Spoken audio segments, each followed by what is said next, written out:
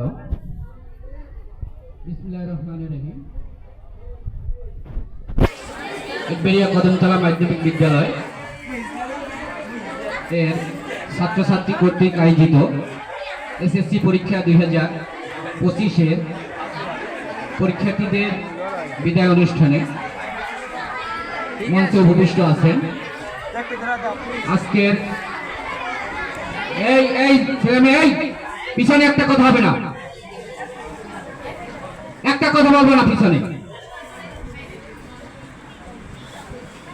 মঞ্চে উপবিষ্ট আছেন আজকের এই বিদায় অনুষ্ঠানের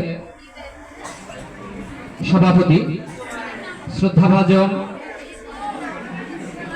অধ্যক্ষ বেরিয়া কদমতলা মাধ্যমিক বিদ্যালয় কলেজ, আমার একান্ত শ্রদ্ধাভাজন জনাব এবিএম বশিরউদ্দিন স্যার, জনাব এবিএম বশিরউদ্দিন স্যার।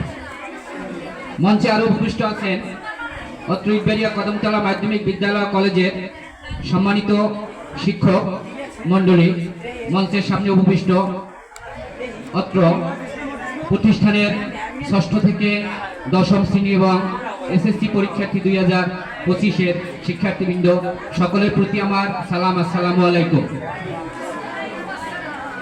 বিদায় কথাটি আসলেই খুবই বেদনাদায়ক, বেদনাবিদুর।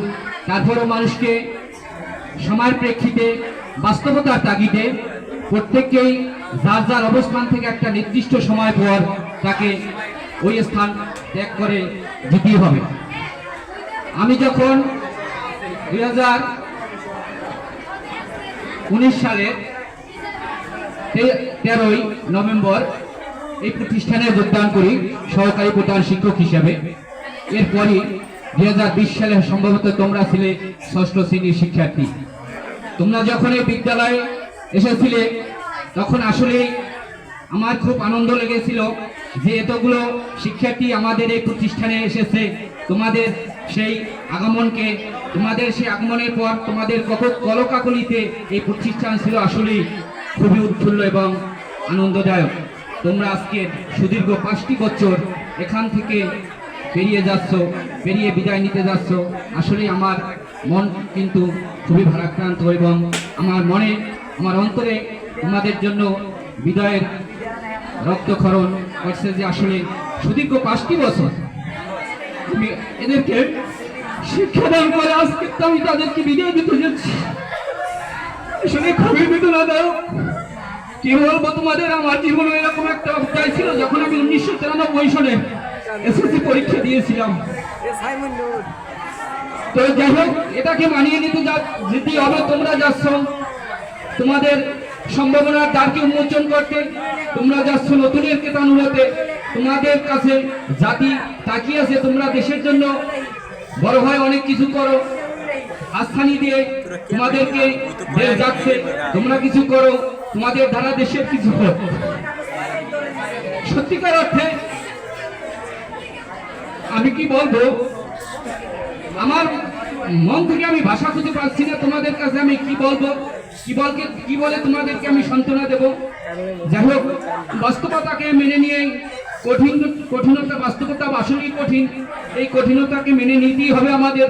যে যেখান থেকে আসি সেখান থেকে এটাকে মেনে নিতেই হবে। তো যাই হোক, আমি তোমাদের দীর্ঘ 5টি বছর তোমাদের সাথে ওঠা বসা চলাচল পড়াশোনার সাথে জড়িত ছিলাম। হয়তো আমি তোমাদের অনেক বোকাচোকা করেছি। কেন করেছি? শুধু আমার জন্যই নয়, আমি তোমাদের জন্যই করেছি, তোমাদের ভালোর জন্যই করেছি। যতটুকু আমি তোমাদেরকে শাসন করেছি, মনে হয় অন্য কোনো স্যার করছে কিনা জানি না, শাসনের ভাগটা আমার ভাগই বেশি ছিল মনে হয়। তো আমি একটা কথাই তোমাদের বলে রাখি যে যাদের যত ভালোবাসতে জানেন সে তারই কিন্তু তত শাসন করতে জানে, এবং ভালোবাসা শাসন করা তারই মানায় যে যত বেশি যাকে ভালোবাসে। তো যাই হোক, আমার এই শাসনতা ছিল শুধু তোমাদের উত্তর উন্নতির জন্য, যাতে তোমরা তোমাদের মা বাবার মুখকে উজ্জ্বল করতে পারো। তোমার মা বাবা, তোমার দেশবাসী তোমাদের দিকে তাকিয়ে আছে, তোমরা হয়তো অনেক কিছু করবে, অনেক কিছু বড় হবে, এই তাগিদেই তোমার মা বাবা তোমাদের আমাদের এখানে পাঠিয়েছিল। জানি না আমরা কতটুকু সেই দায়িত্ব পালন করতে পেরেছি। যতদূর সম্ভব আমরা চেষ্টা করেছি তোমাদেরকে ভালো পথে রাখার জন্য, ভালো শিক্ষা দান করার জন্য।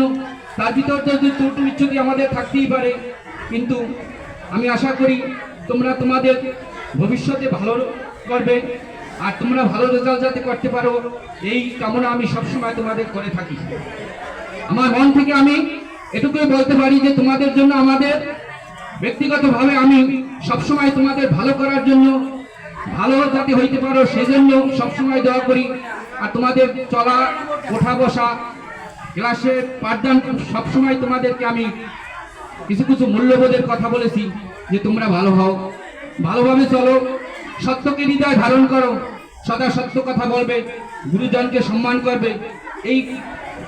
এই কথা কয়টা যদি তুমি তোমার হৃদয় ধারণ করে রাখতে পারো, তাহলে তোমার চলার পথ যতই বন্ধু হোক না কেন, দেখবে তুমি আসলেই সার্থক, তোমার জীবন সার্থক।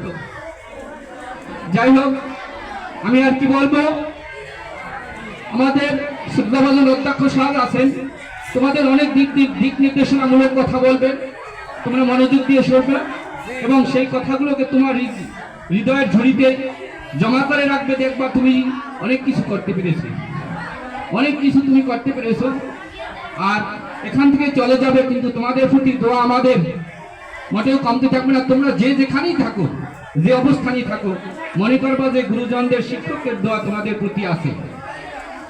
আমি অনেক কিছুই তোমাদের বলেছি যে দেখো, আমিও কিন্তু এক সময় ছাত্র ছিলাম, আমি কিন্তু এখন অনেক টাকা ইনকাম করি, বিশেষ করে অনেক টাকা ইনকাম করে এসেছি, বেতন পেয়েছি, অনেক প্রাইভেট করে অনেক টাকা পয়সা ইনকাম করেছি, কিন্তু আমি আমার শিক্ষককে কিন্তু একটা টাকা বা দুইটা টাকা কখনোই দিয়ে আসি নাই। আমি কিন্তু সেই কথা তোমাদের বলেছি, তোমরা অনেক ভালো চাকরি বাকরি করো, বড় হও, অনেক কিছুই করবা, কিন্তু আমাকে 2 টাকা দিতে যাবা না যে স্যারকে 2টা টাকা দিয়ে আসি। তারপরও তোমার ভালোবাসা, তোমাদের শ্রদ্ধা, তোমাদের আচার আচরণ, এইটুকুই আমাদের পাওনা। আর তোমরা ভালো হইলে, ভালো রেজাল্ট করলে, ভালো জায়গায় অবস্থান করলে, সেটুকুই হবে আমাদের জন্য গর্ব করে বলতে পারবো যে না, আমার ছাত্রছাত্রী, আমাদের হাতে গড়া ছাত্রছাত্রী আজকের এই অবস্থানে আছে। তো যাই হোক, আমি তোমাদের সার্বিক মঙ্গল এবং উত্তরোত্তর উন্নতি কামনা করে আমি আমার বক্তব্য শেষ করছি। আল্লাহ হাফেজ, সকলে ভালো।